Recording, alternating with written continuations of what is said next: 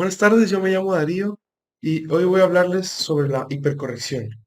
La hipercorrección es un término utilizado en lingüísticas que se refiere a algún tipo de error o malpronunciación en el lenguaje que usualmente se deriva por un deseo de ser demasiado formal o ser correcto o decir correctamente las cosas dependiendo del hablante.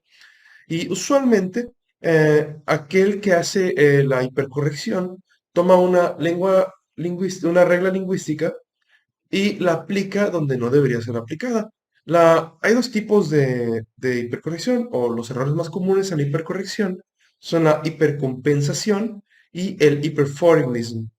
Ah, en inglés, estos errores son usualmente de gramática y algunas formas de hipercorrección en este lenguaje incluyen pronombres personales y usar preposiciones al final de una oración.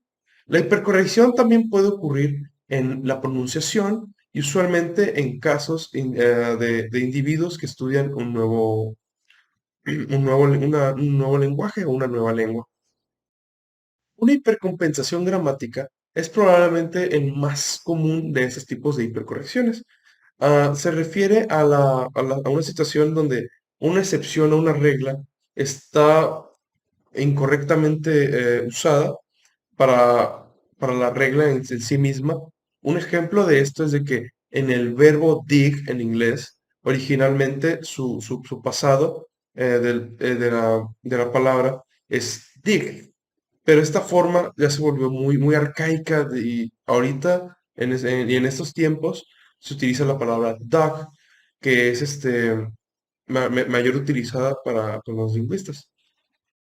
El hyperforeignism ocurre cuando reglas de gramática de un lenguaje quieren ser aplicadas hacia otro. Por ejemplo, en inglés, el término habanero peppers, es a veces pronunciado como habanero, pero esto pues, no es así.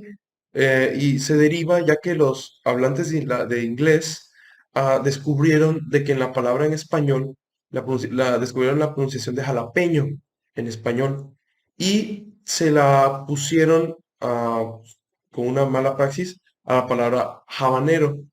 Entonces se confunde ahí. En vez de decir habanero, dicen habanero. Y pues, la pronunciación obviamente es habanero. Una mala hipercorrección en inglés involucra al you and I contra el you and me.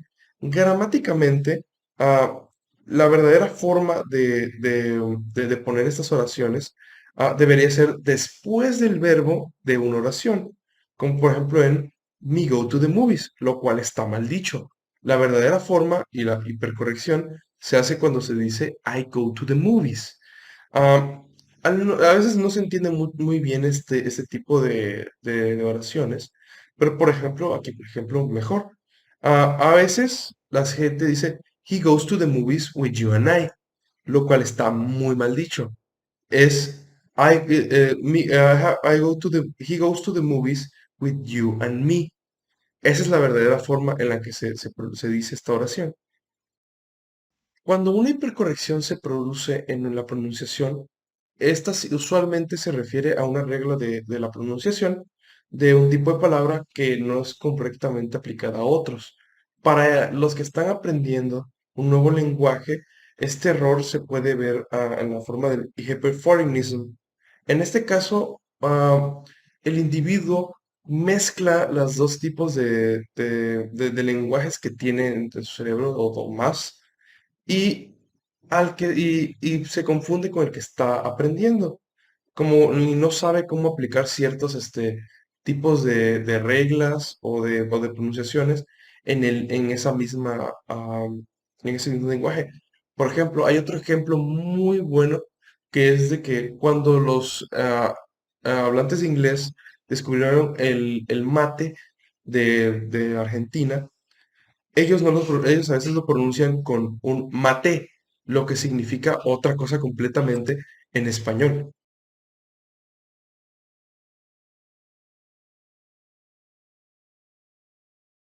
Utilizamos el término registro para distinguir el tipo. o el tipo particular de habla o de escritura que se utilizan en distintos tipos de contexto.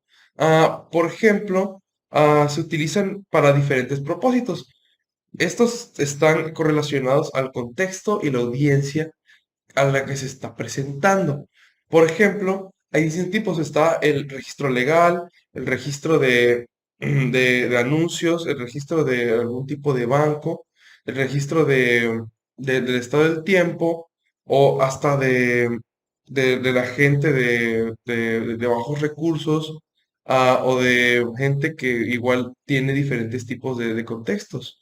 Por ejemplo, podemos decir de que para la depresión, para una persona pues normal y que se habla normalmente de un tipo de contexto, pues es el estado o la enfermedad que es estar triste, principalmente, entre otro tipo de cosas que conllevan la depresión. Y se utiliza y el ejemplo es de que en un reporte del tiempo, depresión significa de que va a llover o una lluvia se acerca al lugar a donde se está haciendo alusión en el reporte del tiempo. Comúnmente reconocemos el registro debido al lenguaje especializado o también a los distintos o particulares usos de la gramática. Pero también podemos utilizar el término registro para referirnos a cuando un lenguaje se está utilizando formal o informalmente.